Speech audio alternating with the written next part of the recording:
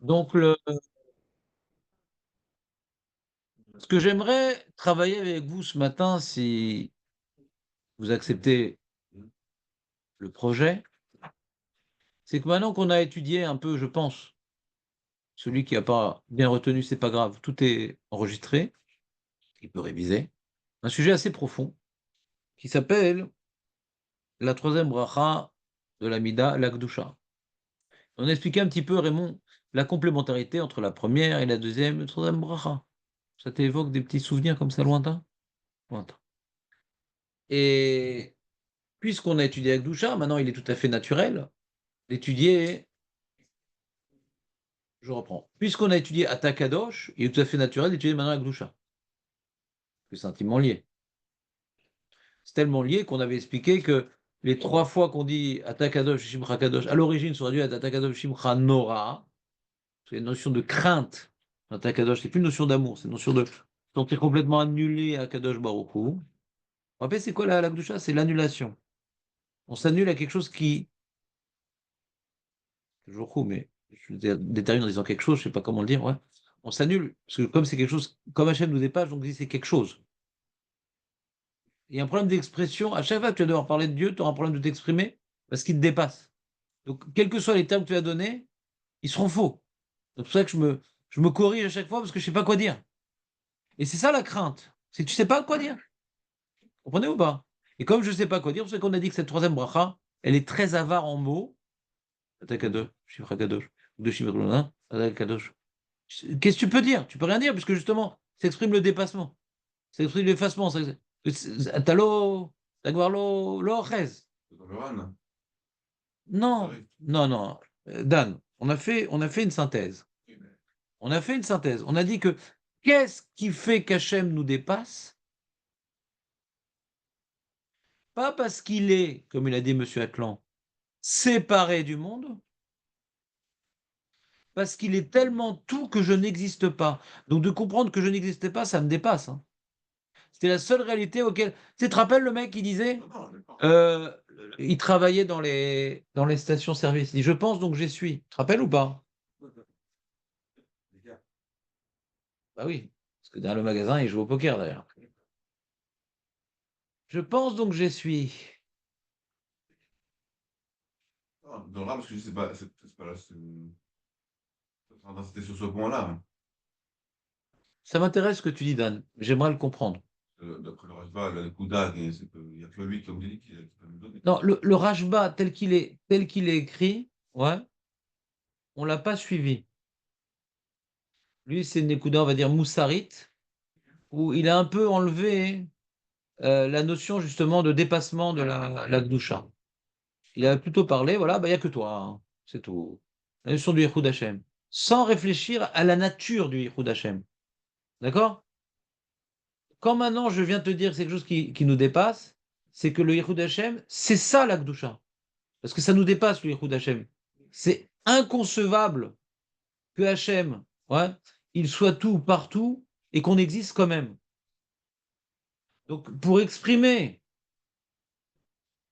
notre prise de conscience qu'il est partout, alors comment on existe? On s'annule. Puisqu'il est tout et partout, donc je me mets par terre et bon, Shem Kavod Malchut Olam, je suis rien. D'accord? Donc c'est pourquoi il y a un effacement? C'est pas un effacement parce que je suis nul, parce qu'il est tout.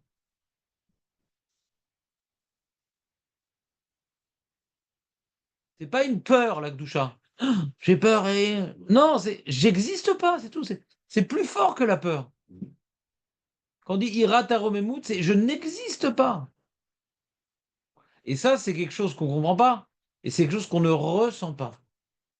C'est la chose la plus forte en nous pour qu'on puisse justement, ce qu'on appelle l'instinct de survie. Hachem, il a mis en nous quelque chose de très fort. Et quoi? Il a mis en nous quelque chose de très fort. Le, le sentiment d'exister. C'est très fort en nous, le sentiment d'exister. Après, différents niveaux dans le sentiment d'exister. Il y a quelqu'un, il sait qu'il existe et donc il va faire des choses. Il y a quelqu'un, il sent qu'il existe et il a besoin de profiter. C'est un besoin d'existence, profiter. Vous savez ça ou pas? On croit les anaotes, c'est mauvais et tout. Non, c'est un besoin d'exister. Parce que quand maintenant tu es né, je vais le dire en hybride, après je vais le dire en français, tu es méchoubar avec ce que tu fais. C'est un apport de...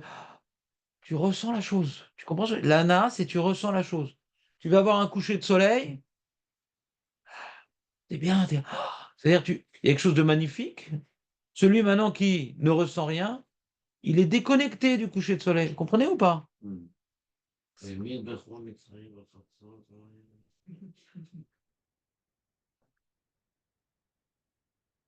Très bien.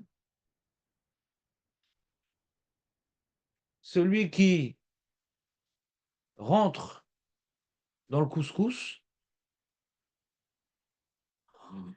il y a un aliment qui est... Il est méchoubar avec ça. Il se laisse imprégner par la chose. Et ça lui donne l'oxygène.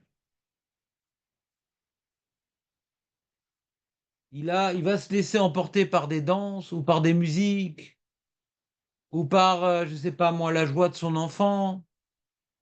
Ouais. Il existe. Parce qu'il est méchoubar. Il est présent. Il n'est pas spectateur. Il participe. D'accord?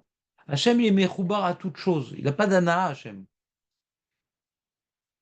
Il n'a pas d'ana. Parce que ana, nous, c'est un problème. Hachem, il a mis en nous un besoin d'ana, ce qu'on appelle la dopamine, ouais, pour pouvoir justement essayer d'être méchoubar aux choses. Ce qu'on appelle l'instinct de survie. Il ne faut pas rester en retrait. Mais Hachem n'a pas de besoin, mais il est méchoubar à tout. Nous, on doit arriver d'abord par la hana'a, à être mitraber, à se connecter aux événements qui nous percutent. Des fois, ça peut être des pleurs, des fois, ça peut être des rires, des fois, ça va être un sentiment de bonheur. L'homme est chané. Il faut pouvoir être connecté avec le monde par la hana'a. Et deuxième étape, après que tu aies une connexion avec le monde, tu vas essayer maintenant que la hana'a, elle soit dirigée. La même hana'a, elle sera plus dans le couscous, mais dans donner. Mais tu as découvert la hana'a. Comment on découvre la hana'a? Par l'égoïsme. Et après, on recherche cette hana'a par l'altruisme. Mais si tu fais l'altruisme de manière fonctionnelle, et pas parce que tu es attaché à la réalité qui est face à toi, tu ne ressembles pas à Dieu. Hachem, il est vraiment attaché. Il fait pas parce que voilà, je suis Dieu, bon, je n'ai pas choisi, mais je suis Dieu. Alors il faut que je donne à manger, il faut que j'aide les gens. Il est connecté à ce monde. Ça, c'est ce qu'on appelait l'immanence. Ouais. Il aime, il veut le bien. Comme si, Chazé Shalom, Hachem aurait un regesh. C'est pour ça que Chazal, des fois, il dit à Hachem, il est Saméar, Hachem, il est Hatzouv. C'est bien qu'il est transcendant et que c'est des notions qui nous dépassent, tout ça. Il est au-dessus, il est déconnecté du monde, il n'a pas besoin, etc. Mais quand il s'en occupe, il est dedans. Ah, et comme il s'en occupe tout le temps, donc il est tout le temps dedans. Alors quand est-ce qu'il est déconnecté? Mystère. On ne peut pas comprendre. On ne peut pas comprendre. Comment il est déconnecté et il est tout le temps connecté. Impossible de comprendre. Vous comprenez ou pas?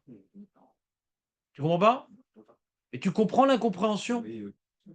Donc maintenant, si maintenant nous, notre travail, c'est de ressembler à Dieu.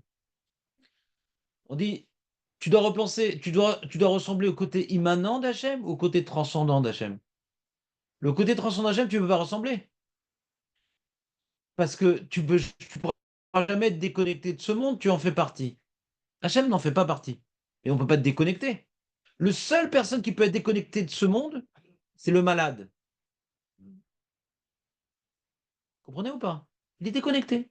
Il est insensible. Vous me suivez ou pas? Il est préoccupé par Il les est malade. Il a l'autisme. Non, non, mais il a l'air tout à fait. Il a l'air tout à fait normal. Il ne peut plus profiter. Il a jamais profité. Il est préoccupé. On parle d'un souffle. Ah, voilà, Ah, voilà. Bon, allez. Psychologique. Vous voyez un exemple, disons? Oui, oui, il y a plein d'exemples. Le mec, il a souffert dans sa jeunesse. Il est très, très sensible, le mec. Il a souffert dans sa jeunesse. Alors, qu'est-ce qu'il fait? Il crée une carapace. On a l'impression qu'il profite des gens. On appelle le carapace. Ouais? Le carapace? C'est pas un rapace. Il se protège, d'accord? Il se protège. Comment il se protège pour pas qu'on... Comment il se protège pour pas que qu'on abuse de sa confiance, qu'on lui fasse de la peine? Il éteint la rikshiout, le regesh. Il éteint le regesh. Comme ça, on ne pourra plus lui faire du mal. Mais du coup, il ne peut plus être né. Comprenez ou pas? C'est à deux sens. On ne peut pas en filtrer les émotions. On ne peut pas. Donc, s'il n'a pas d'anaa, de choses triviales, comment tu veux qu'il ait nanaa de la beauté de la Bria, de la beauté de la Torah, de la beauté des mitzvot? Il le fait de manière fonctionnelle, mais il n'a pas d'ana. Et s'il n'a pas d'ana, il n'a pas de tribour. Et s'il n'a pas de tribour avec la Torah et la Bria, il n'a pas de tribour avec Hachem.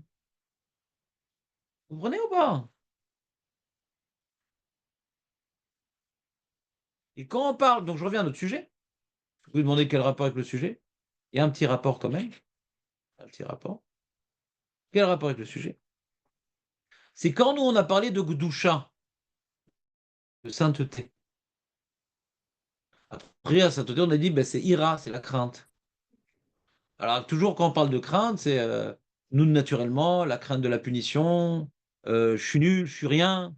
On focalise, malheureusement, quand on parle de crainte, sur nous-mêmes. D'accord? J'ai peur. Le type de crainte qu'on est en train d'essayer de matérialiser, d'exprimer, c'est pas moi, justement. C'est il existe. Il est tout. Et ça implique que je n'existe pas. Mais que je n'existe pas, j'arrive pas à le ressentir. C'est plus fort que moi que j'existe. Comprenez ou pas? Donc, qu'est-ce que je dois développer pour sentir mon inexistence? Qu'il est tout. Mais comme c'est incompréhensible de faire abstraction de moi-même pour comprendre quelque chose, toujours quand je veux comprendre quelque chose, c'est par rapport à moi-même. Ouais. Dans mon expérience, dans mon passé, dans mes schémas intellectuels, c'est toujours moi qui comprends par rapport à ce que j'ai vécu et par rapport à ce que j'envisage. Mais de comprendre quelque chose où j'existe pas, c'est compliqué. Par définition, je ne peux pas comprendre. Vous comprenez ou pas? Et donc, si la Gdusha, c'est l'unité divine, incommensurable, impalpable, le Ensof, Baruch Hu, ouais. Donc, par définition, je ne peux pas comprendre parce que je suis absent. Je vais t'expliquer la sensation que donne la cocaïne. Tu n'as jamais pris la cocaïne, tu ne pourras même pas comprendre les termes que je t'ai dit. À moins que quelqu'un puisse trouver il est connu, il est reconnu une sensation pareille dans d'autres événements. Vous comprenez ou pas? Ils disent la cocaïne, les mecs, c'est une confiance absolue en soi, et je suis le plus fort, je suis plus le truc. Ouais. C'est pour ça qu'ils sont dopés à ça. Pas uniquement par rapport au problème physique de la dépendance, mais également par rapport au problème psychologique. Le mec, il a pas confiance en lui, il prend ça. En tout cas, pour les musiciens, les acteurs, ils prenaient ça. Parce qu'ils avaient peur de rien. Vous comprenez ou pas? Ah, il va m'expliquer c'est quoi cette sensation. Jamais pris la cocaïne, bon, Hachem.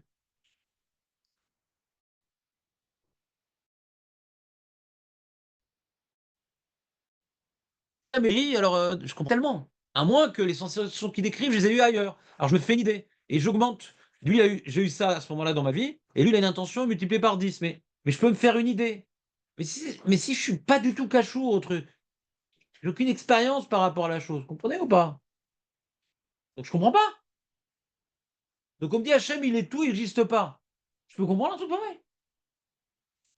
J'existe pas, c'est impossible de comprendre.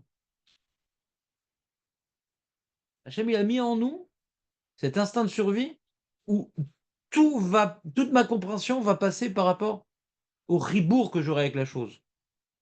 Ça m'apporte, ça existe. Ça m'apporte, Ça existe. À quoi ça existe? Je peux reconnaître cette table, elle existe, mais je vais l'oublier parce qu'elle m'apporte rien. Comprenez ou pas? Cette personne m'apporte, du coup, elle est gravée dans ma tête parce qu'elle existe, parce qu'elle me fait exister. Donc la personne qui n'a pas de tribour avec les choses, il n'existe pas. Rien ne le fait exister. Vous comprenez ou pas ce que je veux dire? Mais pourquoi je vous ai parlé de ces notions de psychologie? Ouais, pour comprendre qu'on ne peut pas comprendre Dieu. Que pour pouvoir comprendre une notion, il faut avoir un ribour avec la chose. D'accord?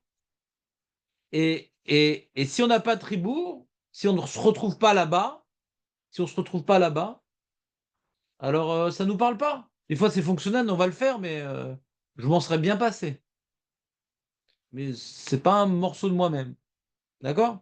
Des fois, quand on aime sa femme, parce qu'on a réussi à s'investir dedans, ses enfants, l'histoire de Rav Dessler, quand on avait assez. Donc il y a une partie de moi-même en eux.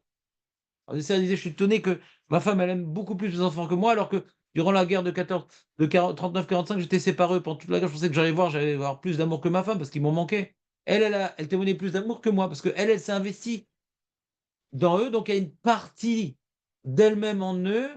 Et la meilleure chose qu'on aime, c'est soi.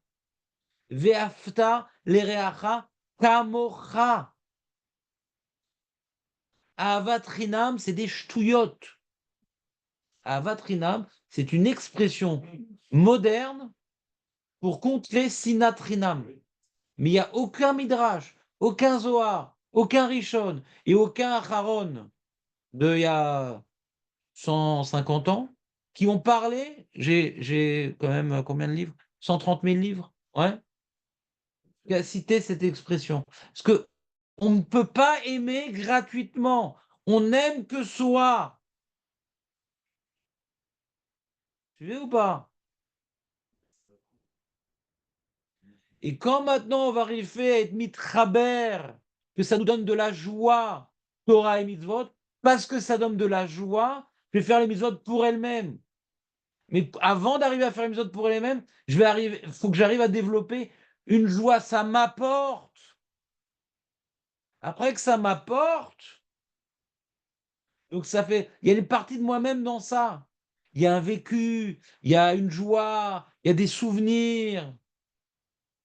Chanter un moment le truc. Donc comme maintenant ça m'apporte, et je vais investir de plus en plus, ça va apporter de plus en plus, donc ça me fait vivre. D'accord? On ne fait pas les mitzvot par devoir parce que ça nous fait vivre. Il y a des gens qui disent, putain, je comprends pas, putain, je fais plein de mitzvot, et là je fais une avera makara. J'ai un système de mitzvot, machin. Bah putain, je fais une avera tellement grave maintenant. Ces mitzvot ne te font pas vivre. Non, c'est Yetzerara, c'est pas les Yetzerara, c'est toi. Tu es plus méchoubar à ce vice qu'au mitzvot. Donc tu sais très bien intellectuellement que ce système de mitzvot, quand maintenant tu as un comportement vicieux, tu détruis tout ce que tu as fait. Donc c'est une perte énorme, c'est ridicule. Et le mec, il étudie, et le mec, il prie, le mec, machin, ta. Et comme un effet Stavera, il sait que c'est pas Matim du tout et qu'il est à côté de la plaque, ouais. Alors comment il fait un truc pareil? Ah, c'est Yetzera. Non, t'es pas Mechoubar à tes mitzvot. Si ça t'a apporté de la dopamine, t'irais pas chercher ailleurs. Et pour pouvoir être Mechoubar au mitzvot, faut avoir déjà.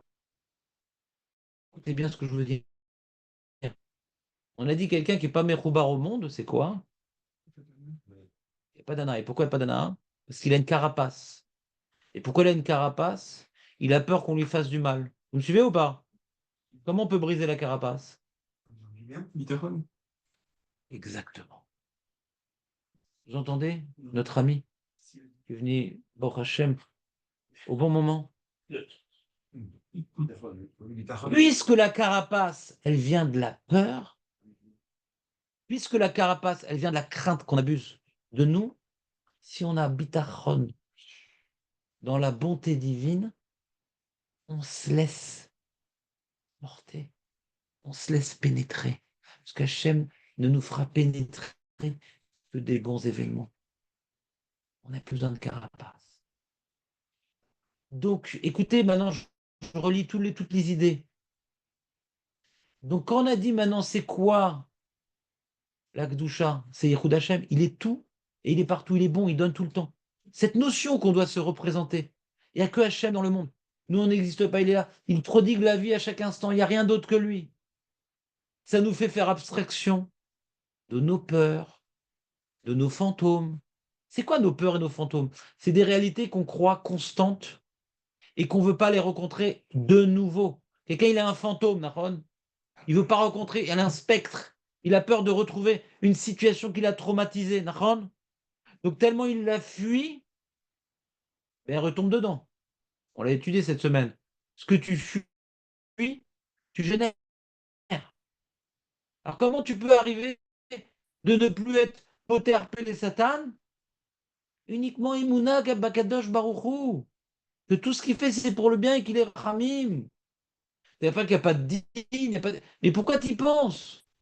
Aie confiance dans sa bonté. Il va t'aider, il va te sortir du trou. Donc tu n'as plus peur? Laisse pénétrer par les événements. Pourquoi? Écoutez bien. Parce que tu comprends que tous les événements viennent d'Hachem. Donc En Od Milevado. Ce En Od Milevado permet d'être mechoubar avec le monde. Et quand on est mechoubar avec le monde, on est mechoubar avec soi-même. Parce qu'on est quelqu'un qui ne vit que pour lui-même avec une carapace, il n'existe pas. Exister, c'est être à l'extérieur, être mechoubar. Il y avait une chanson de comment il s'appelait Aaron Razel. Liot mechoubar. Ani mechoubar lésé, ani mechoubar lésé, ani mechoubar lésé. Connecté à la chose. Quand tu n'es pas connecté, tu n'existes pas. Tu te retiens de vivre. Ex-isté. Isté, ça veut dire être. Et ex, c'est à l'extérieur. Exister, ça va un ribourg avec l'extérieur. C'est pas mechouba, c'est que le monde te fait peur.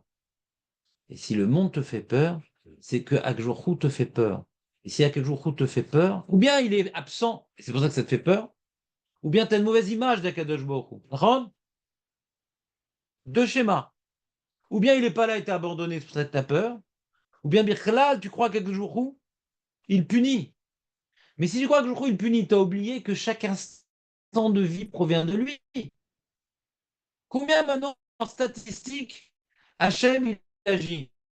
Plus par la punition ou plus par le don? Si je peux maintenant vous parler et respirer, c'est par le don. Alors comment maintenant j'ai un regard négatif? Imaginez, vous avez un copain, il vous a fait que donner, donner, donner, une fois il vous a fait un sale coup. Pourquoi tu te rappelles que du sale coup? Hachem, il nous donne la vie. À cause de la petite arpée la satin, je ne peux pas dire bien qu'on ne le mérite pas. Ouais. Mais des fois on y pense, malheureusement. Alors comment on répond? J'y mérite, je ne mérite pas? La question, c'est pas de mériter. C'est il donne la vie parce qu'il est bon. La question, c'est qu'est-ce que j'en fais? Mériter, c'est je regarde derrière. Vu ce que j'étais et ce que je mérite. C'est ça l'erreur. Pourquoi tu regardes derrière? Maintenant, vu ce que je dois faire, merci Hachem, je vais le réinjecter dans ce que tu me demandes. La femme de l'hôte, c'est pas à l'un, c'est à l'autre. Ouais, la femme de l'hôte, elle a regardé derrière. Qu'est-ce qu'elle a laissé là-bas? Peut-être ses regrets, peut-être ses attaches. Non, recommence ta vie. Alors c'est vrai, vous savez, on peut pas. Moi, je peux pas, peut-être vous, mais moi, je peux pas mettre la tête complètement derrière. D'accord. Mais de côté, c'est-à-dire, peut un peu avoir un pressenti de ce qui se passe derrière. C'est important de ne pas oublier ce qu'il y a derrière, pour pas recommettre les mêmes erreurs. Mais il faut pas que tes yeux soient derrière. Comprenez ou pas? Tes yeux sont devant. On reprend. Oui, la Souga de cette semaine m'a beaucoup influencé, donc ça m'a permis de comprendre un peu mieux la notion de Gdusha. Cette notion de Gdusha, comme j'avais expliqué, c'est pas une crainte. C'est bon. La notion de Gdusha, c'est pas une crainte, je tremble. Je dois plutôt développer la notion, ouais, que Hachem, il emplit tout. Et c'est ça qui est important pour la tfila. La crainte, ça sert à quoi? Pour éviter de manquer de respect? Possible. Mais essayons d'aller plus loin. La crainte, ici, qu'on parle de hirat, Aromemut. C'est quoi ira? C'est quoi le terme ira? Ira, c'est voir. Ouais. C'est un terme qui est proche de roé. D'accord? Donc maintenant, irat, achet, je vois la faute devant moi et j'essaye de l'éviter. Irat à onesh, je vois le onesh devant moi, je l'essaye de l'éviter. Irat à romemut, je vois la grandeur d'Hachem devant moi et quoi? Là, je sais plus rien d'éviter.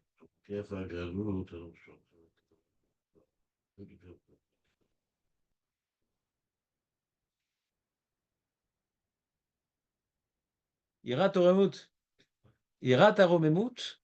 Irat aromemut. Je fais pas quelque chose, c'est pas une prévision. Vous comprenez? Comme il y aura ça, je vois en voiture, tu vois maintenant un bord. Alors, je vais devoir changer de chemin, je vais devoir m'arrêter. Ça, c'est irat aoneh, je vais irat achet. Ça me fait me retenir de faire quelque chose qui est mal. Vous comprenez ou pas? Irat aromemut, c'est je vois la romemut, Ve'azma. Tu finis ma phrase Dan. Et Azma, qu'est-ce que ça fait cette romemut? Je sais pas si tu as compris ce que j'ai dit, j'ai peur d'être très abstrait. C'est quoi la irat aromemut? C'est pas que ça m'empêche de fauter, c'est plutôt de l'émerveillement. L'amour, non. Non, non, non. Non. L'amour, c'est quelque chose que tu ressens.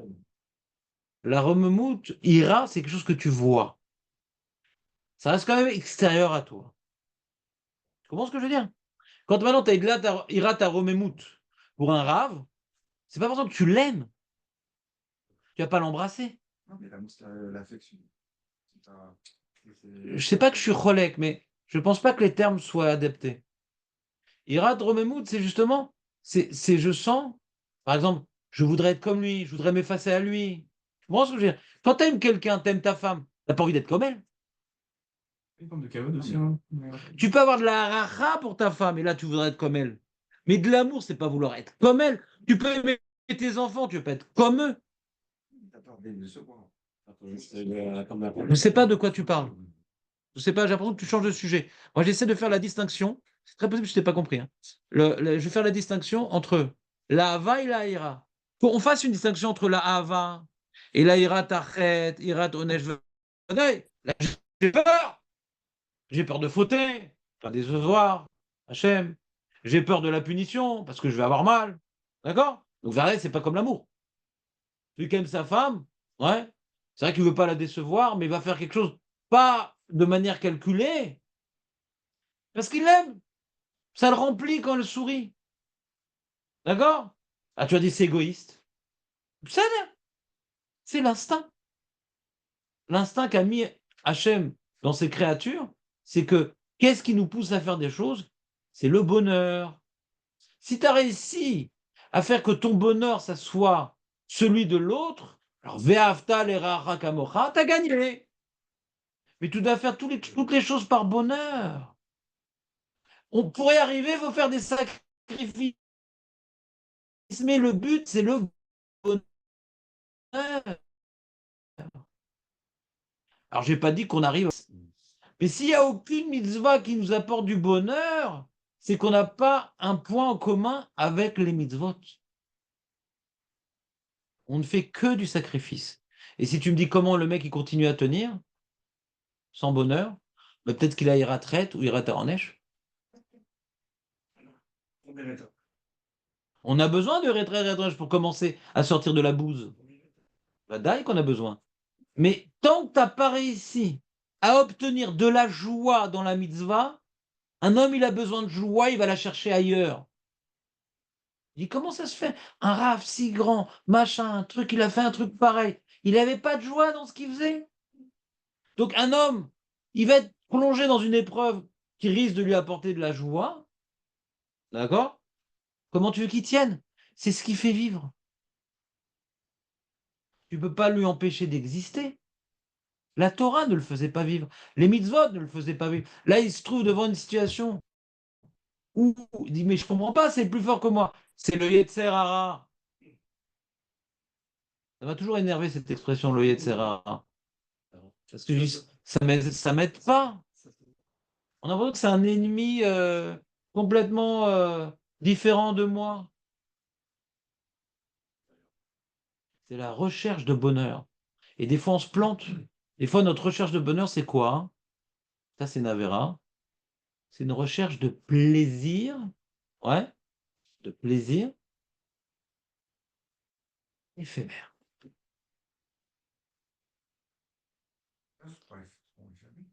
Non. Quand tu fais plaisir à ta femme, ça te fait plaisir? Eh ben, ça va te faire des images dans ta tête gravées à tout jamais. Ouais. Il y a des scènes dans ta tête comme ça, gravées, ouais, où tu as eu du plaisir à le faire, mais c'est resté en toi. Après 120 ans, quand on va enlever la neshama du gouffre, il y aura des photos comme ça, des polaroïdes, des plaisirs, ouais, sourds, qui sont associés à de l'amertume. Je me rappelle du plaisir sourd, mais il est associé à l'amertume. Donc ça ne me remplit pas de bonheur, ça me remplit de regret. Comment j'ai pu kiffer un truc pareil? Rome. Et à côté, d'autres polaroïdes qui vont nous aider à nous élever après notre mort, ouais, des plaisirs d'avoir fait des choses bonnes. Et ça, tu l'oublieras jamais. C'est une joie que tu n'oublieras jamais. Les deux. Le regret.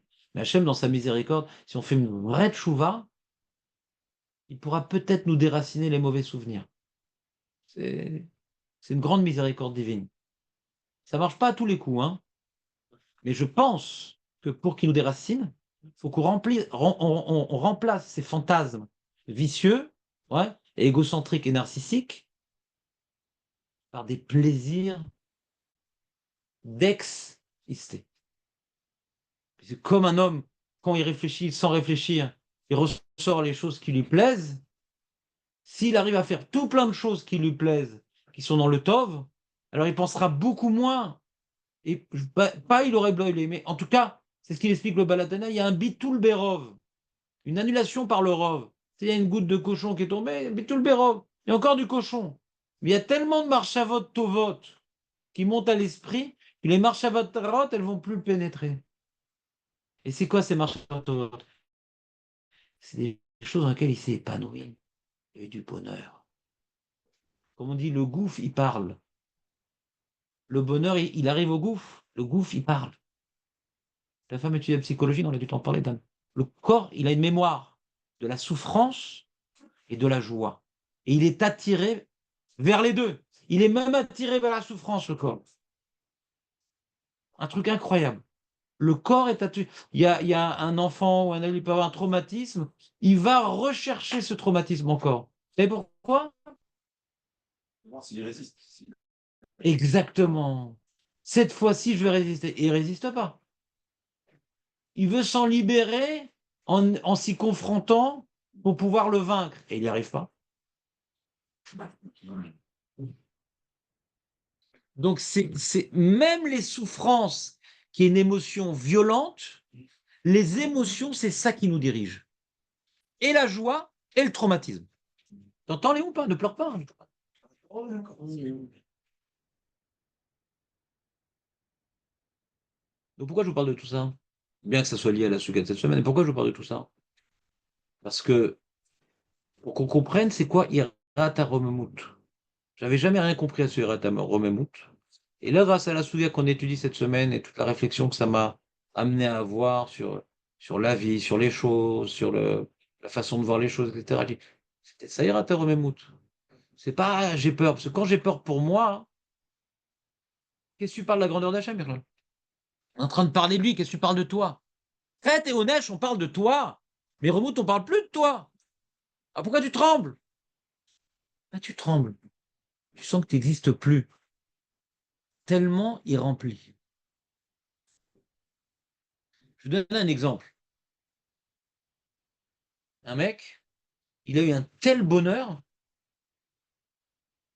j'espère que vous l'avez eu, ouais, un tel bonheur qu'il ne sentait plus de ce monde. Tellement ça l'a rempli. Une extase. Vous comprenez ce que je veux dire ou pas? Ça, Ben, il faut essayer d'y arriver. Voilà. Toi, Baruch Hashem, t'es quelqu'un qui n'a pas de carapace, t'es quelqu'un de Rikshi. Alors, tu as vu ton enfant qui naît, t'as senti que tu n'existais plus? Ça y est, t'as fait ta mission, quoi. Non, non, je parle pas d'analyse intellectuelle, je parle ici d'émotion. Non, non, non. Tu parles d'émotion ou de réflexion? Tout est mélangé. C'est un bonheur tellement parfait. Voilà. Donc tu te sens plus exister. C'est-à-dire, tu focalises sur tu- pareil, comment il faut que j'achète les couches et comment je vais l'éduquer et qui dit que t'es pas, tu te sens que tellement ce bonheur te remplit, paradoxalement, tu t'oublies. Vous comprenez ou pas? Tellement le bonheur me remplit que je m'oublie. Ça, c'est un peu une notion de Hirat Haromemout. Tellement Hachem, il remplit le monde que je m'oublie.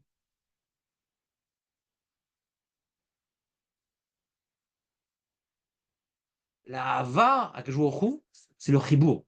Vaftat Hachem, donc on va faire des mitzvot. On va essayer d'avoir un Chibour avec Hachem. D'apprendre de lui ressembler. Je continue à exister dans la Hava. Je lui ressembler.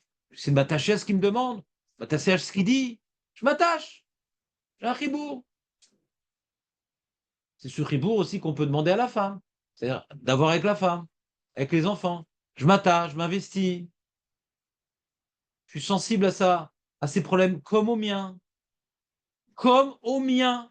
Mais le mien, il existe. Comme au mien. Ou plus que le mien. Il est marqué, faut Mechabed et Ishto. Yoter migoufo. Ah ben, mon gouffre aussi, je suis Mechabed. Mais j'existe encore dans la Tmouda. Dans la Hava, j'existe encore. Parce que c'est moi qui ai mis Traber. Moi, qui suis, tu comprends le mot mitraber, Léon? Qui me connecte. Tribourg. Le Hirat Haromemout, ouais, c'est je vois le côté emplissant, ouais, d'Hachem, qui est tout et partout, ouais, que je sens même plus le besoin d'exister. Je sens même plus mon identité. Je sens même plus ma réalité individuelle. Je me laisse submerger par le tout qu'il est. Vous comprenez ou pas ce que je veux dire? Et il a donné un très bon exemple, Raymond. Des fois, on se laisse submerger, on s'oublie. Tellement maintenant, il y a quelque chose qui nous remplit. On s'oublie. Alors que quand maintenant on fait une Avera, on ne pense qu'à soi. C'est un plaisir éphémère parce qu'on ne pense qu'à soi. On ne s'oublie pas du tout. Vous comprenez ce que je veux dire ou pas? On ne s'oublie pas du tout. On est complètement enfermé dans sa coquille. Et on cherche à prendre quelque chose pour survivre dans une coquille. On comprend. Le mec est dans sa coquille, comment il va faire? Il n'y a aucun oligo-élément qui passe la coquille, il n'y a pas ni la pluie, ni rien. Donc il sort et il prend. Vous comprenez ou pas? Il est hermétique, donc il est obligé de sortir et arracher pour vivre. Donc celui qui est dans sa coquille, Vadaï qu'il aura ni la possibilité de donner de la hava, kamocha, comme toi, et d'arriver au niveau qui est d'après moi le summum, hein, c'est Hirat Haromemout, de voir le côté emplissant d'Hachem. Et pour voir ce côté emplissant, il faut voir sa rachamim. Parce que le din, c'est la restriction d'Hachem. Il ne fait pas tout le temps du din, et là, il veut restreindre son amour. Mais lui, il est que amour. Il est que à donner. Il est source de toute vie. Donc, pour arriver à cette Hirat Haromemout, il faut développer sa rachamim. Pour arriver à la Hirat Red, Hirat Onesh, faut développer le din. La question que je me suis posée en fin de semaine, à cause de certains psukim dans Michelet, donc on va voir ça, c'est la semaine prochaine si j'ai le temps, ça me donne le temps, il y a un sujet fondamental. Ouais. Est-ce que c'est vraiment nécessaire d'avoir de la hirat traite? Ou c'est un moyen détourné? C'est une méthode? C'est un début. Est-ce que maintenant, quand quelqu'un il arrive à un summum, ouais, est-ce qu'il doit garder sa hirat traite quand même? Hein? Moi, je pense pas pour l'instant, je me pose la question. C'est pourquoi je pense pas? Parce que je veux pas faire la même chose que toi. C'est d'analyser la question avec mon vécu personnel. Vadaï que pour moi, j'ai besoin de Hirat Haonesh et de Hirat Tret. Donc j'ai du mal à concevoir qu'il est possible un schéma différent parce qu'aujourd'hui, c'est ce que moi j'ai besoin. Maintenant, je fais une réflexion à l'absolu. Je ne veux pas tomber dans l'erreur qu'on est en train de développer dans ce shiur, que je ne comprends que ce que j'ai vécu. Le Limud Torah nous impose de réfléchir à des schémas qu'on ne connaît pas et qu'on n'a même pas envisagé. D'accord? Le Limoud nous propose de réfléchir à des schémas qu'on n'a même pas envisagés. On aura pu tourner toute notre vie en rond et ne même pas imaginer que ce concept existe. Et pourquoi faire des chazarot? Parce qu'il y a plein de sujets que j'ai vus et j'ai mal interprété. Et j'ai revu, et j'ai mal interprété. Parce que comme maintenant, c'était contre moi, comme maintenant, ça s'opposait à ma personnalité, ouais. Donc, j'ai compris d'une certaine manière. J'ai préféré des méfarchim qui allaient dans mon sens. Il y a toujours des mecs, ils trouvent toujours des méfarchim. J'ai répondu, ah d'accord, mais d'après le mairie, ah ouais, mais d'accord, d'après le Rama, mais non. C'est-à-dire, d'après toi, c'est la page toute, viens, on essaie de réfléchir différemment au sujet. Pourquoi il y a une mitzvah de réviser? Parce que la révision, elle est sur nous-mêmes. Il faut se réviser. Tu as vu un sujet, tu l'as mis en boîte. En général, la première fois que tu découvres les sujets, tu les mets dans la poche. Plein, tu as des poches comme ça. Tu connais, il y a un animal qui s'appelle les ogrim. Tout ce qu'il a étudié, il est dans la bouche. D'accord? Il peut avoir des bouches comme ça. Hein. T'as jamais eu un ogre à la maison? C'est affreux. C'est un animal affreux. Il bouffe ses petits. Sans rien en plus.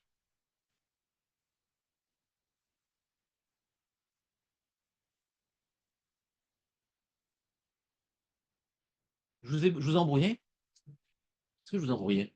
Non, ouais, sur la mission de la crainte. Je suis en train de parler de Hirat Haramut. Pourquoi? Parce que grâce à ça, on a gagné quelque chose de magnifique, les amis. Un truc magnifique. J'aurais jamais pu envisager une telle idée sur la suga de cette semaine. On a gagné un truc magnifique. On a dit, voilà, il y a deux premières brachot qui parlent d'Ahava, et la troisième, c'est la Hira. J'ai dit à ce matin, c'est Hirat Haramut. Du coup, Hirat Haramut, c'est la suite de la Hava. Donc regarde, il y a Hava, Hira, il y a un équilibre. La tfila, elle veut t'amener à un summum, pas un équilibre.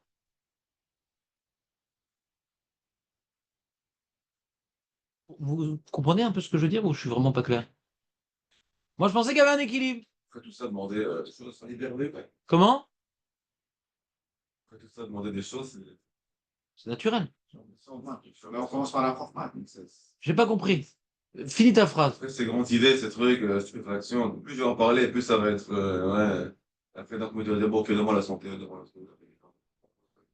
Un peu chaud, quoi, ça me. Je Voilà. sais pas, alors Dan, je vais dire comme ça.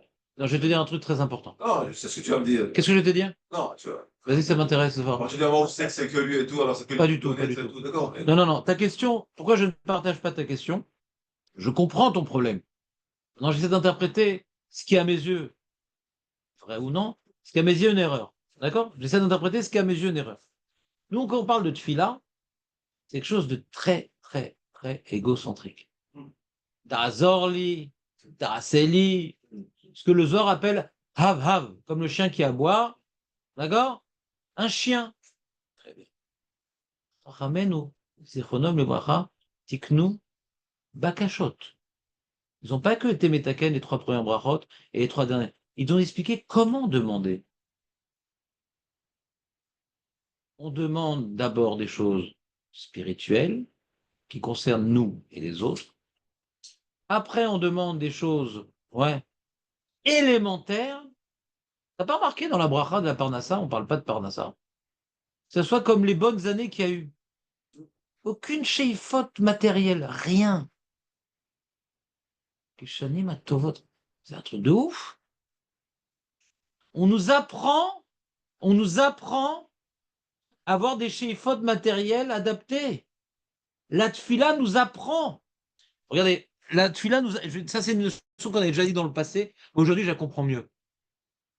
La tfila nous éduque à savoir ce qu'on devrait avoir besoin. On devrait avoir besoin d'abord d'intelligence. Ensuite, on devrait avoir besoin d'avoir la force de faire tchouva, d'avoir le courage de demander pardon, ouais, de vouloir s'émanciper de nos problèmes grâce à la tchouva. On est libre, Goël, Goël, Israël, on s'émancipe. Et si on s'émancipe de toutes ces fantômes et de toutes ces souffrances, eh bien, on peut arriver à la refoua ta nefesh. On est libre. Ouais, ta gouffe. Parce que les mots corporels, merci beaucoup, ne sont que l'expression des traumas, des traumatismes spirituels, la déconnexion avec Hachem, crée les maladies. Quand maintenant tu coupes un membre, il meurt. Quand tu coupes d'Hachem, je dis pas le mot. D'accord? Et après que tu as compris que l'essentiel, c'est d'avoir la sagesse pour pouvoir faire tchouva et avoir le courage de demander pardon et grâce à ça de s'émanciper de nos galoutes, ouais, et de pouvoir se guérir des conséquences de la galoute. Après, tu demandes la parnassa, parce que tu sauras en faire bon usage. Sinon, qu'est-ce que tu vas faire?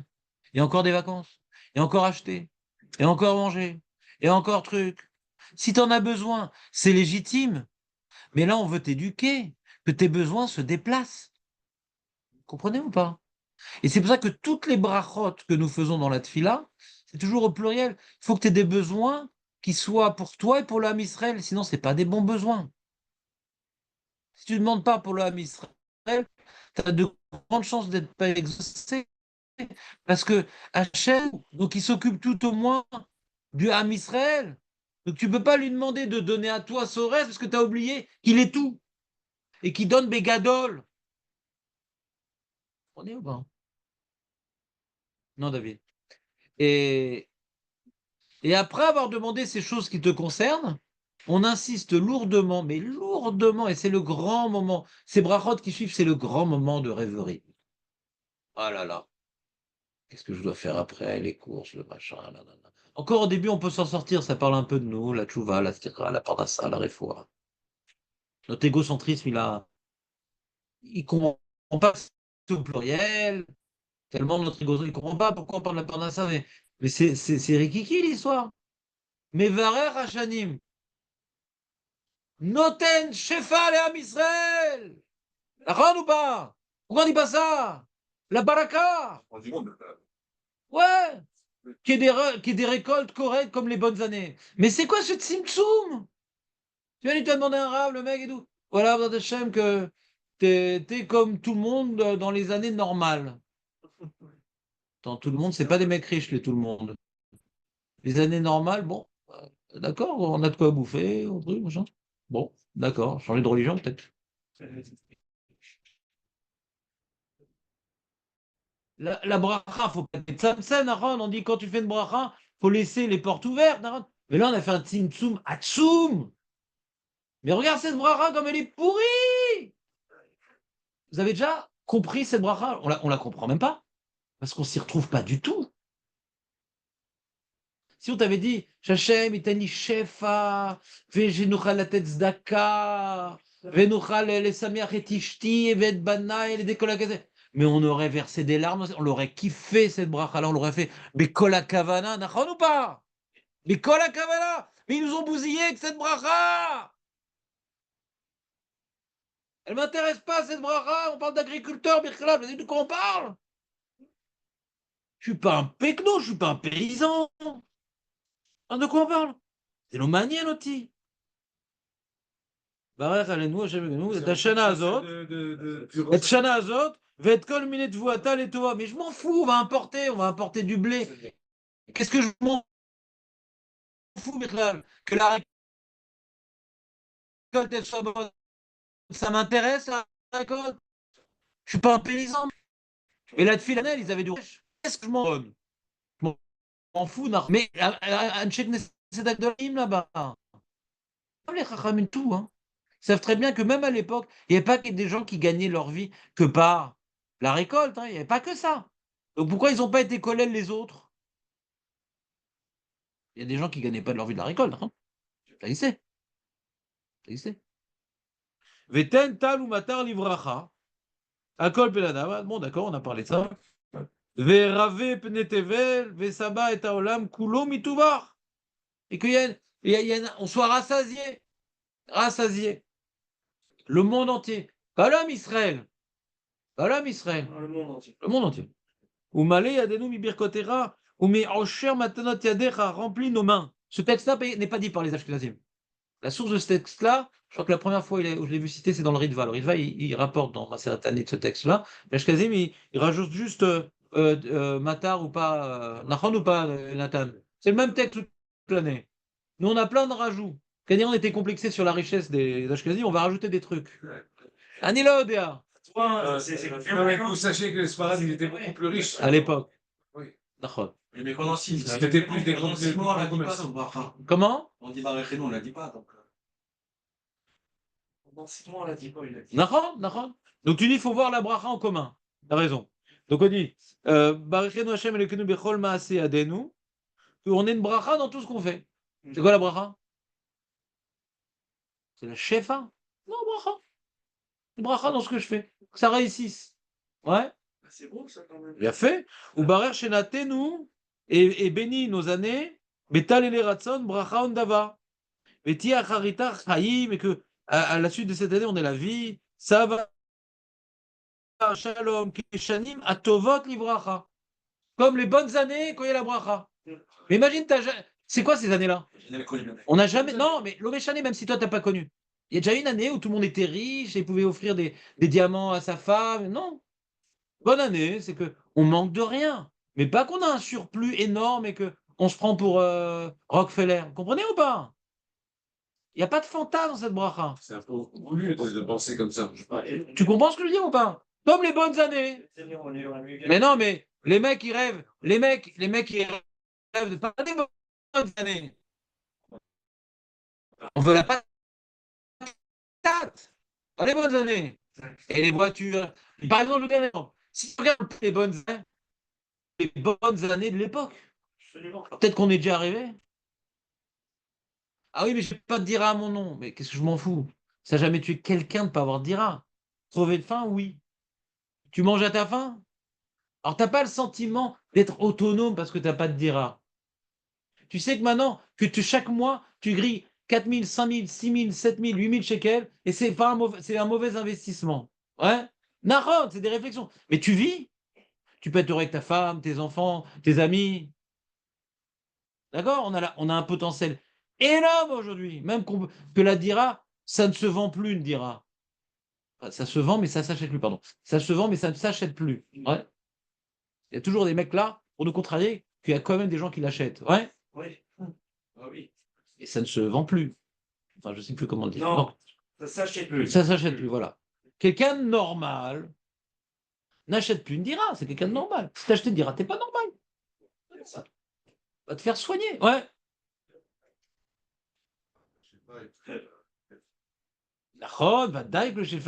Pas il peut être, il est négatif.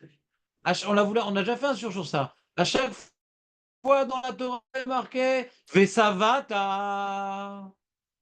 Tu as été rassasié et il est marqué Pen Tishkaret Hashem Elokecha. D'être rempli, ça me fait oublier Hashem. Pourquoi? Parce que d'être rempli, je me sens autonome. Autonome. Quand quelqu'un il a faim, regardez le nombre, c'est incroyable quand même. Le nombre d'otages qui parlent qu'ils ont découvert Dieu dans leur souffrance. On parle de gens spéciaux quand même. Je pense que sans cet événement qu'on ne souhaite à personne, et je ne dis pas que ça justifie cet événement Chas Shalom, ouais, je pense que toute leur vie, ils n'auraient jamais découvert Dieu. Parce qu'ils ont eu un bourrage de crâne énorme. Pourquoi dans la souffrance, on découvre plus facilement Dieu et dans la prospérité, on l'oublie? J'ai jamais posé la question.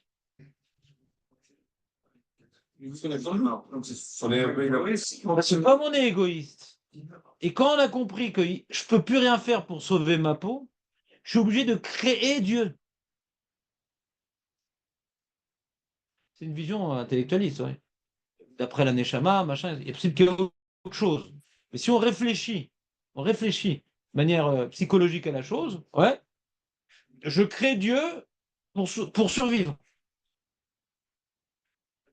C'était le seul cas de figure que quelqu'un qui a eu un bourrage de crâne, pour qu'il puisse laisser de la place à Dieu dans sa vie. C'est un besoin d'expulser Dieu. Vous n'avez pas remarqué que, comment dirais-je, le monde est devenu laïque à partir de la révolution industrielle et qui commençait à avoir une certaine bracha et shefa, une certaine partie de la population. Avant, tout le monde, chacun sa religion. La révolution industrielle qui a apporté une certaine prospérité, pas à tous, bien sûr, il y a les prolétaires, les machins, mais et les prolétaires étaient religieux. Les prolétaires étaient croyants. Les philosophes de la Révolution, ce n'est pas des prolétaires. C'est ou des anciens nobles comme Montesquieu, ou des bourgeois comme Voltaire et Rousseau. Ouais. Mais c'était pas des gens de la basse classe. C'est des gens qui vivaient bien. Et on n'a pas besoin de Dieu. Mais la populace, elle était religieuse. Comme a dit l'autre que le 21e siècle, il ne pourra pas exister sans Dieu. Parce qu'il y avait un philosophe, je ne sais plus qui c'est qui a dit ça. Non, Malraux, non. Malraux? Bon, d'accord. Alors, il a vu qu'il y aura un mal, que la prospérité de la génération qui cherche à profiter, ils vont arriver à une impasse, d'accord? Et ils vont arriver à, même qu'ils ont la prospérité, ils auront besoin de Dieu quand même. Nouveau schéma qui n'est pas écrit dans la Torah. Vous entendez ou pas? Il est écrit en vérité dans le Parashat Bereshit, mais j'ai pas le temps de vous l'expliquer. C'est que tellement tu as voulu kiffer, et pour kiffer, tu as oublié Dieu, que tu es arrivé à comprendre que tu es dans ta carapace, et tu es méroubar qu'à toi-même, et tu souffres. Et la seule chose qui peut te faire sortir de là, on a dit, c'est la haine. Ne pas avoir peur, il va t'aider. Les événements qui t'arrivent sont pour ton bien. On revient au même message. Donc, comme la souffrance nous ramène à Dieu, mais il y a la souffrance de la pauvreté, il y a la souffrance de la prospérité. La prospérité, c'est une souffrance parce qu'on oublie d'exister. On ne fait que prendre. Donc, on arrive à un impasse. Bon, je m'en fous. Le ski nautique, je pense. Coucher le sol, je m'en fous. Je suis blasé, je suis frustré. Qu'est-ce qu'il fait le mec? Il va se droguer ou bien il va se suicider. Il y a des mecs au summum, ils se suicident. Comment on peut comprendre un truc pareil? Le mec, il a tout. Comment il se suicide? Parce qu'il sent il a rien. Il n'a plus d'émotion, il n'a plus de plaisir, il a plus de bonheur, il n'a plus rien. Donc je reviens à notre sujet, excusez-moi avec toutes ces digressions, je pense que c'est un sujet tellement abstrait que si j'étais pas passé par ces détours, j'aurais pas que vous aurez pas pu comprendre. Moi-même, j'aurais pas réussi à m'exprimer. Devant vous, j'arrive à exprimer des choses que j'ai pressenties que j'aurais mal exprimées sur le papier.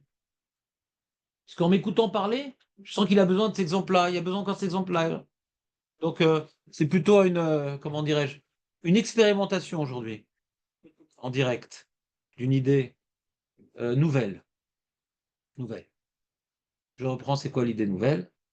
Ira taromemut.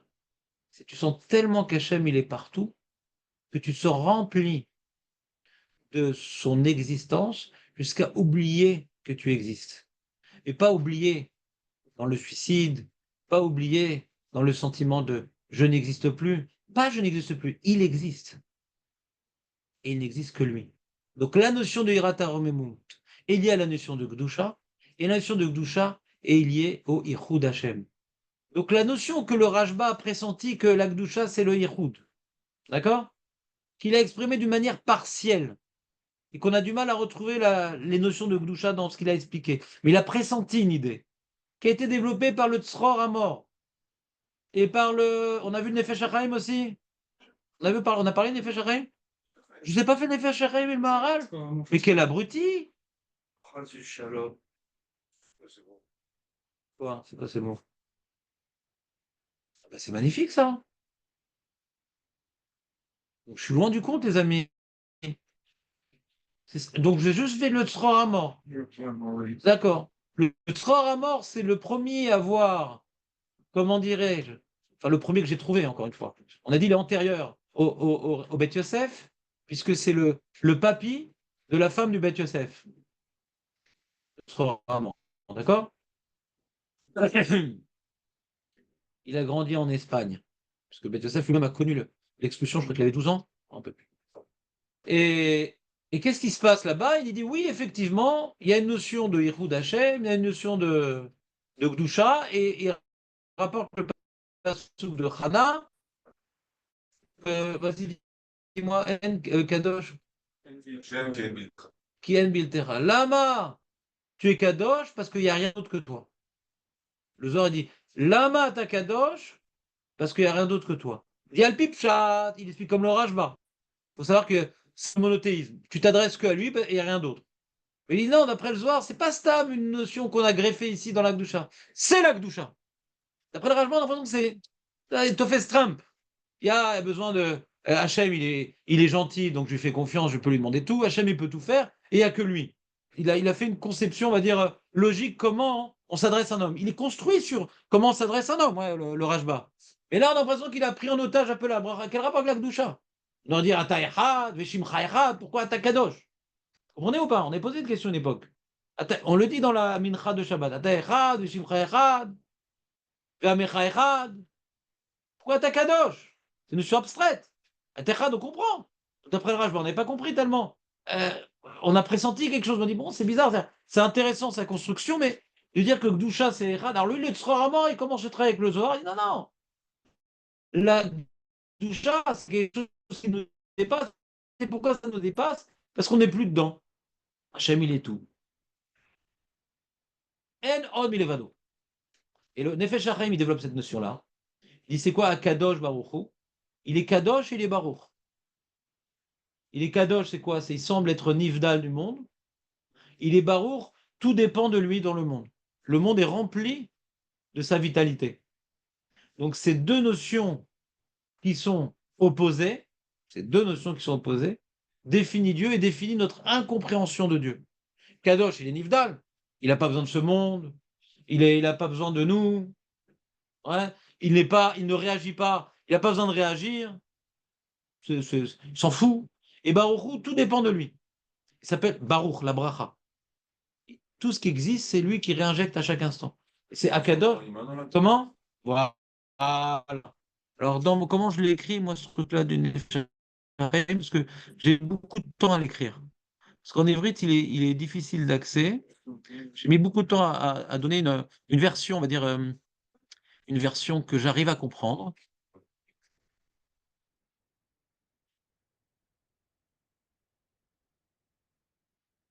C'est ce que vous avez dit. Hein. Ouais, je trouve plus le texte. Je l'ai mis où, Nefesh HaChaim? C'est dans 1, 2, 2. Ah oui, 1-1-3-1 chez moi. Et donc, Nefesh HaChaim, il écrit que Akadosh détermine la réalité divine séparée, élevée au-dessus de ce monde. Il explique que ce qui le rend séparé, incomparable avec le monde, est justement parce qu'il incarne l'unité parfaite. Pourquoi il est incomparable avec le monde? Parce qu'il incarne l'unité. Il n'est pas composé de différentes réalités. Dis-moi, Léon, toi, tu es composé de différentes réalités? Bah oui, Léon. Il y a du muscle, un peu. Il y a de l'os, trop. Il y a de la graisse, qui date depuis longtemps, ce qu'on appelle la Grèce antique. Ouais. Il y a aussi la Neshama. J'ai pas parlé des cheveux, pour pas vexer tout ça, mais il y a la Neshama. Ouais. Il y a la Neshama. Donc on est constitué, on a vu dans Ramchal, un gouffre et une Neshama. Et pour qu'on comprenne qu'on n'est pas Ehad, Lotov Eot Adam Levado. Tu peux pas exister sans ta femme. Tu peux pas exister sans ta femme. Tu peux pas. T'as chasser. Donc on est complètement composé d'éléments différents, même dans notre matérialité, même dans notre essence, Neshama et Gouffre, et même dans notre destinée, sans la femme, c'est pas possible. Vous suivez ou pas? Et pourquoi l'Otov Yota Adam Levado, la Barachi ou je sais plus qui, il dit, parce que après, ou Chachav, il va croire qu'il ressemble à Dieu. On peut pas ressembler à Dieu parce que ou Echad, et toi t'es pas Echad. T'es pas Echad. Si t'as pas réfléchi, que tu as de la graisse, des os, de la chair, que t'es pas Echad, et que tu as un gouffre, un Neshama, alors je vais te mettre une femme en face de toi et tu vois que t'es pas Echad. Parce que tu as besoin d'elle. Tu as besoin d'elle. Tu as besoin qu'elle t'admire, tu as besoin qu'elle te respecte, tu as besoin qu'elle t'aime, si t'es mal. Tu as besoin. Elle m'a la sorte. Donc si tu as besoin, t'es pas Dieu. On est ou pas l'histoire?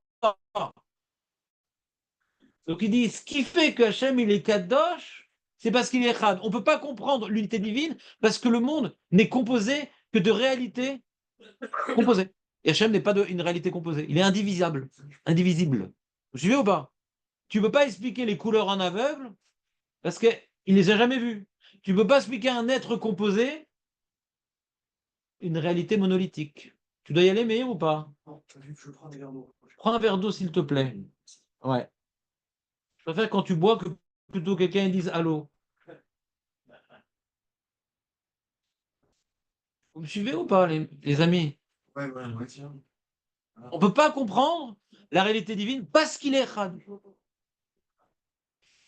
Et nous, la notion d'Echad, on ne l'a pas. C'est toi qui avais dit que dans ce monde, il n'y a rien qui est seul. Chaque élément, il est toujours associé à autre chose. Il n'y a rien qui est tout seul. L'eau, c'est avec ça, l'or, c'est avec ça. Non. Il n'est jamais Il y a un midrash comme ça, c'est-à-dire par le Shabbat. Ah, et mais Shabbat est tout seul. Alors on l'a associé à quoi? À Israël. C'est quoi, non, on peut pas être seul? Seul. Ouais, non, Comment? on peut dire, non, on peut pas être seul. On ne sait pas c'est quoi. C'est-à-dire, la vie, je donne un exemple. La vie, tu as raison de poser la question parce que ce qu'Aniré, c'est abstrait. La vie ne peut exister et se perpétuer que par une association d'éléments. Pour vivre, il faut que la Neshama dans le gouffre. Pour s'épanouir, il faut être avec une femme. Pour survivre, il faut manger. La vie n'existe pas dans l'autonomie. Il n'y a que Hachem qui est autonome. Si il y a une existence sur Terre, si quelque chose existe, forcément il a besoin de quelque chose. Tout a besoin de quelque chose. Il n'y a rien qui est autonome. Sauf Akadosh Baruch. Donc nous qui appartenons à un monde divisé et dépendant, et qui sommes nous-mêmes une division dépendante, tu ne peux pas comprendre une réalité sur laquelle tu peux avoir aucune appréhension. Donc c'est ça la Gdusha, qui dit le Nefesh HaChaim. C'est des coups qu'on n'a pas développé la dimension et l'unité sous cette forme-là. Donc ça ajoute quand même. Le Maharal, il fait un développement très intéressant également. Oh, vous savez que j'ai un petit faible pour le Maharal. Lui, même pas tellement. Parce que la plupart des gens qui étudient le Maharal, et dont moi, ils déforment ses propos. Le Maharal, il préfère les gens qui ne l'étudient pas. Ouais. Parce que c'est tellement facile de s'accaparer un Maharal. Tellement il reste ouvert et abstrait. On l'interprète à sa façon. Il est ouvert. Il dit pas tout. Il dit le début, à toi de continuer. C'est tellement facile de détourner son intention première. Il faut être kadosh pour étudier le Maharal. Alors pourquoi j'étudie? Ouais. Parce que il pose les mêmes questions que moi dans la Souga. Et il dit bon, j'essaie de prendre maintenant son devis de réponse et essayer de compléter. Mais Hachem Yazor. Mais je ne suis pas maharaliste.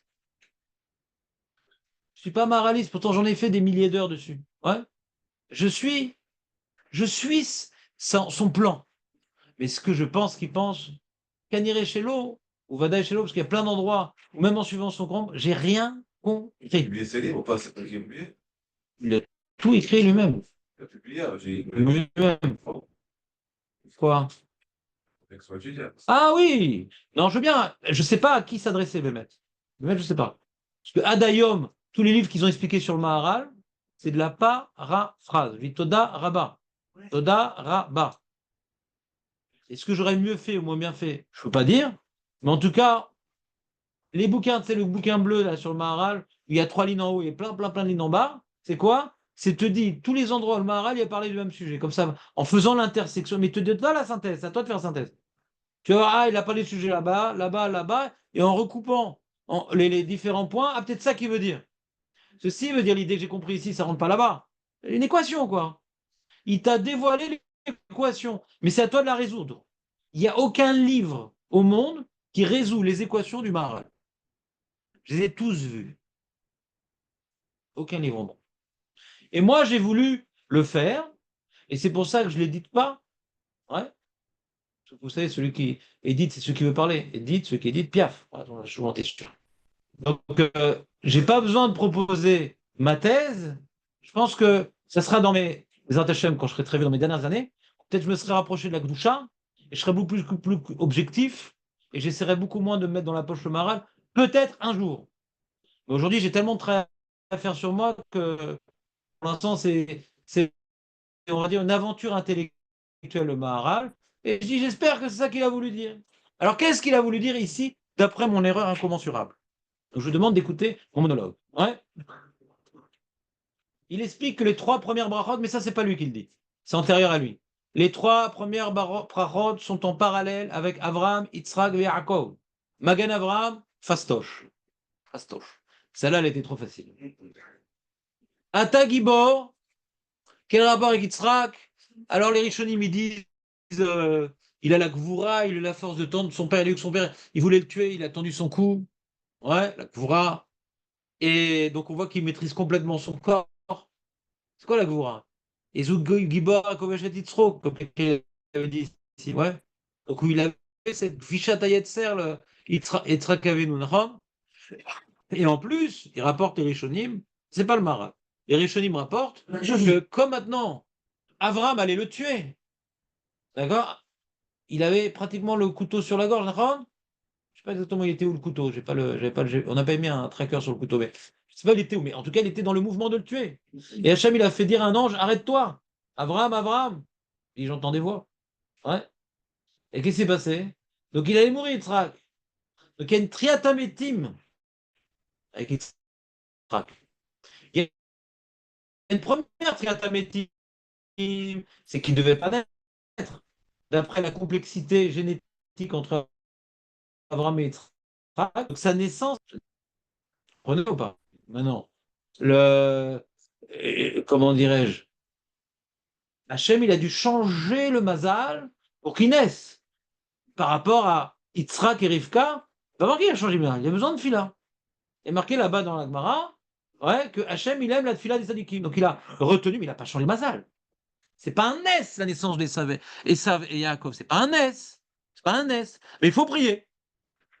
Pour prendre conscience que Hachem, c'est lui qui veut cette naissance-là, il faut prier. On voit que ce soit quelque chose de naturel. Mais au sujet de Yitzhak, donc je lui dis, c'est un Marocain, c'est le mec naisse. Ouais. Donc on a donc quelqu'un qui n'aurait pas dû naître, donc il voit Mechayem Etim. Il n'aurait pas dû exister. Il a été conçu de toutes pièces par Hachem. C'est un miracle ambulant. Et même dans son existence, il aurait dû encore une fois être tué par qui? Par Dieu. Dieu voulait qu'il meure, Nahon. Et Dieu lui a redonné la vie. Donc il incarne Mechayem Etim. Et Yaakov, c'est quoi? Alors c'est le problème. Yaakov, c'est beaucoup plus compliqué. Et là, le Maharal, il rajoute ce que j'ai pas compris dans les Rishonim, dans sur Yaakov. Ouais, Yaakov, soumission, je sais pas trop, ouais, mais on va voir. Il a pris beaucoup d'initiatives dans sa vie. Yitzhak, c'est plutôt la soumission, Yitzhak. Il est comme mon père, et je fais comme mon père, il est puis comme mon père, et je suive le Dieu de mon père. Lui, c'est la soumission, justement. Ou Kovesh et Tatsmo pour être complètement annulé à l'idéal avrahamique. D'accord? Il y a une annulation. Yitzhak. Et Yaakov, s'il était soumis, il n'aurait pas désobéi à son père, même si sa mère lui dit, hein.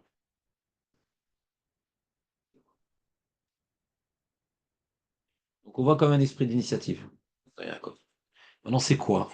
C'est pas ça la notion que je voulais développer, c'est juste pour dire que je suis pas sûr que ce soit qu'il incarne la soumission. C'est quelqu'un de soumis ne devient pas quelqu'un d'autre. Tu comprends ce que je veux dire? Que tu passes de Yaakov à Israël, c'est pas par la soumission qu'on y arrive. C'est par la recherche. Que maintenant, il est changé de nom. Ouais. Il est changé de nom. Hachem, il a changé de nom à Avram, parce que Hachem a décidé que Avram devienne quelqu'un d'autre. C'est pas lié à un acte quand Avram il a changé de nom. Vous comprenez ou pas? C'est voilà pour que maintenant il y ait une nouvelle lignée qui naisse de toi. Je vais t'appeler Avram, mais là tu auras une descendance. Tu te coupes, tu as déjà fait un lech lecha personnel, maintenant il y a un lech lecha génétique que Hachem il réalise en lui. Et donc il le déconnecte du mazal, etc., etc. Quand maintenant Yaakov change de nom, ouais, c'est son combat. C'est au milieu du combat. C'est sa victoire. Vous comprenez ou pas? Donc on voit qu'il a acquis son nom. Pas Hachem a fait Oulaï Balbatruk.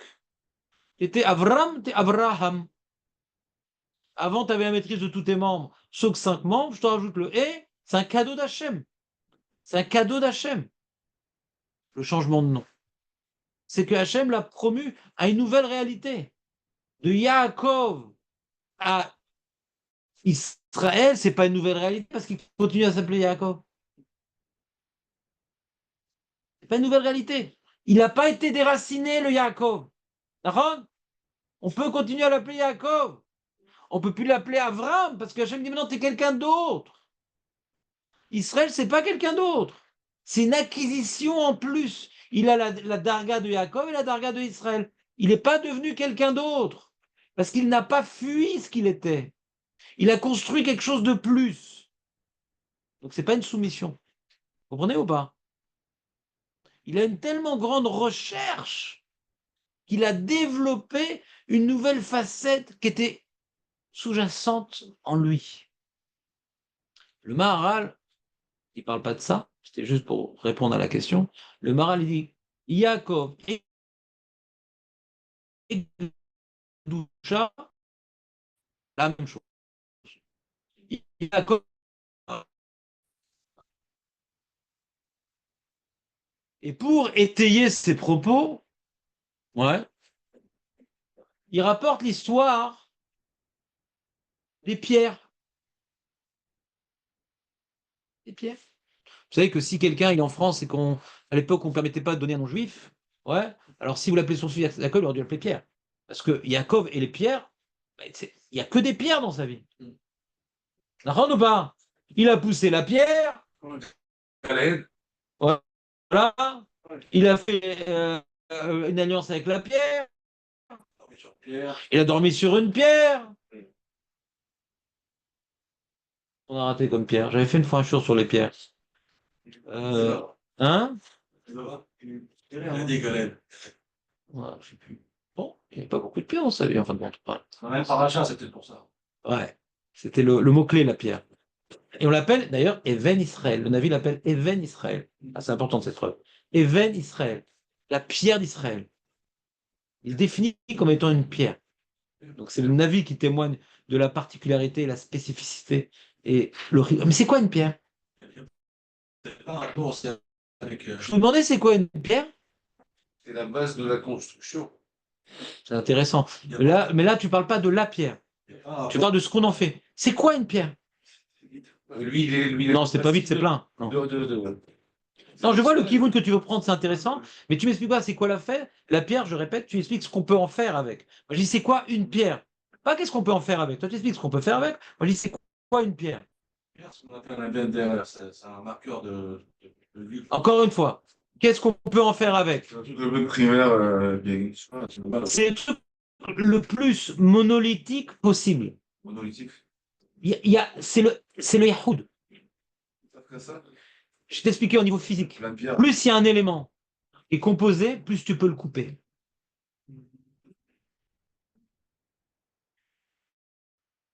Plus quelque chose il est condensé, plus tu ne peux pas le diviser. La pierre, puisqu'elle remplit toute la molécule, c'est très difficile de la couper. Qu'est-ce que tu as comme réalité comparable à la pierre dans la nature? Tu peux en deux, une pierre. La casser, la couper. Le bois, le machin, le truc. Le fer, ça n'existe pas le fer. Le fer, il vient des pierres. Ça n'existe pas le fer.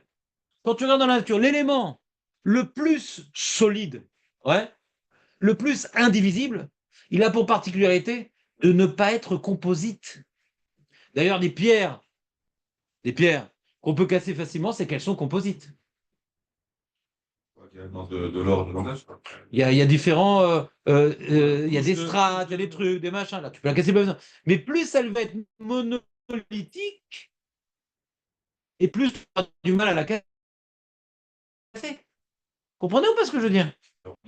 Pas la forme forcément. Il y a la forme aussi. Non, je parle de scratch. Mais c'est-à-dire, elle est composée d'un seul type d'élément. D'accord? Il y a un autre personnage qui ressemble à Jacob qui a utilisé la pierre pour s'élever.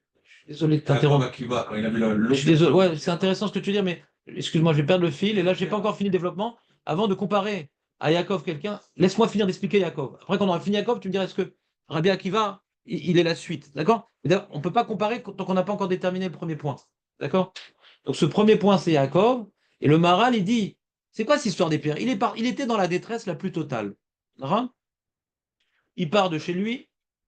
il sait que Esav veut le tuer, il est ruiné, il a été dépouillé par Eliphaz dans le Midrash, il n'a plus rien. D'accord? Et il se retrouve, tellement il n'a plus rien, dans la nuit, dans la nature, il y a des bêtes sauvages. Qu'est-ce qu'il peut faire contre les bêtes sauvages? Un acte symbolique, il met des pierres autour de sa tête pour le protéger. C'est-à-dire, ça veut dire, c'est un acte qui représente son état de précarité. Ça te sert à quoi de mettre des pierres autour de la tête? Ça sert à rien. Mais toi, quelqu'un maintenant, il est dans l'avion, qui est en train de s'écraser, il fait comme ça. Ça sert à quoi de faire comme ça? Ben, je sais pas, c'est un instinct de je vais faire ce que je peux pour me protéger. Ben, c'est ça les pierres. D'accord? Alors, qu'est-ce qui se passe? Les pierres, il dit non, on ne peut pas rester séparés. Il y avait 12 pierres. On ne peut pas rester séparés les unes aux autres, les unes des autres. Elles se sont, par rapport à ce tzaddik, donc elles se sont réunies. Donc le Maharal, il apprend, il développe beaucoup cette notion-là. Il voit qu'il est 10 heures, donc on reprendra ça. Peut-être je vous donnerai un texte qu'on lit. Il y a un grand yesod sur Yaakov, un grand yesod sur le Yehoud, un grand yesod sur la Gdusha, que le Maharal développe, et que Bezrat Hashem, on fera ça la semaine prochaine. Et j'illustrerai à différents endroits l'histoire des pierres pour Yaakov Avinu, et en quoi ça vient illustrer la notion de Yehoud et la notion de Edusha. Remarquez que le Misbéach, il n'est pas taillé. Il y a le Shamir, d'accord, qui vient maintenant faire. Où j'ai vu ça? Ah, j'ai vu ça dans la fin de Sota. Une figue, vous voyez, comme une figue. Il dit comme ça, le machal. Quand une figue, elle est mûre, elle se. Non, ça s'ouvre comme ça. Il n'y a pas de perte de matière. Mais il n'y a pas de perte de matière, mais comme elle a grossi, elle a mûri, donc elle vient maintenant se. Comment on dit en français? Non, elle s'ouvre et donc elle va avoir des entailles parce qu'elle a grossi. Dit le Shamir, il n'enlève aucune réalité à la pierre. Il fait qu'elle s'ouvre. Vous comprenez ou pas? Quand maintenant quelqu'un, je sais pas moi, il était gros, il avait des grosses jambes, tu vois, la peau, elle est déchirée. Elle s'est ouverte. Ça s'appelle comment dit? Crevasse, des vergetures. Vergiture, il y a fémur. Ça s'est ouvert. Mais il n'y a pas eu de perte de matière. Non. La pierre sur laquelle on va faire le misbéar, sur laquelle on va faire les corbanotes, il n'y a pas de perte. On ne doit rien enlever. On lui garde sa réalité monolithique. On vient juste l'ouvrir. C'est un truc incroyable. Faut comprendre. Hein. Je ne dis pas Je n'ai que. même pas pensé, quoi. Je pense On n'enlève rien.